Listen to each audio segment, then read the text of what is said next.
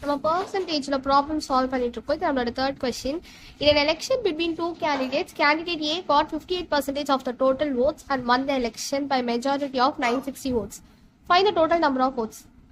A, B ரெண்டு candidate இருக்காங்க. A வாங்கியிருக்க ஓட்டோட பர்சன்டேஜ் வந்து 58%. அப்போ B எவ்வளோ வாங்கியிருக்கும்? 42%. அப்படியே பர்சன்டேஜை கால்குலேட் பண்ணி எழுதிட்டோம்.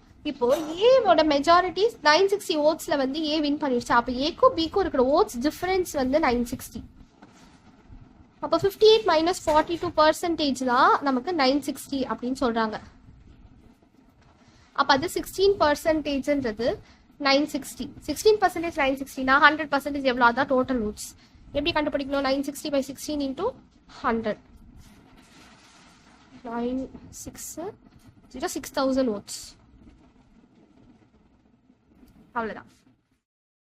ப்ராப்ளம்.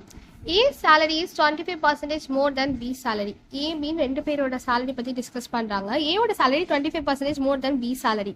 ஃபார் எக்ஸாம்பிள் பியோட salary 100 வச்சுப்போம். அதோட 25% அதிகமான salary ஏக்கு.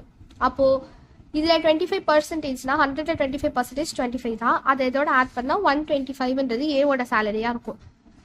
இப்போ then B salary is what percentage less than A salary. B salary வந்து ஏவை விட எவ்வளோ பர்சன்டேஜ் கம்மியாக இருக்குன்னு கேட்குறாங்க. அப்படின்னா ஃபர்ஸ்ட் நம்ம டிஃப்ரென்ஸ் கண்டுபிடிக்கணும் ரெண்டுத்துக்கும். ஏ மைனஸ் பி வந்து 25வா?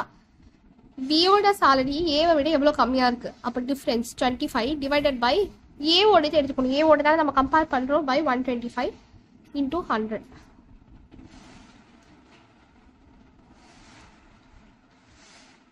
அப்படின்னா 20% கம்மியாக இருக்குது அப்படின்னு அர்த்தம். Next fifth some. A salary is 20% less than B salary, then B salary is what percentage more than A salary? A, B ரெண்டு இருக்கா? A salary is 20% less than B salary. B salary வந்து 100 எடுத்துப்போம். இதோட 20% கம்மியாக இருக்குது ஏவோட salary. அப்போனா 80. ஏவோட salary வந்து 80. இப்போ கொஸ்டின் என்னன்னா, B salary is what percentage more than A salary? Bயோட salary ஏவை விட எவ்வளோ அதிகமாக இருக்குன்றது தான் கொஸ்டின். ஃபர்ஸ்ட் வந்து நம்ம ரெண்டுக்கும் டிஃப்ரென்ஸ் கண்டுபிடிக்கணும். B மைனஸ் ஏ கண்டுபிடிச்சா 20 வரும். ஸோ 20 பை எதோட கம்பேர் பண்ணுறோம்? ஏதான ஏ விட எவ்வளோ அதிகமாக இருக்குதுன்னு கேட்குறாங்க. அப்போ பை 80 இன்டூ 100.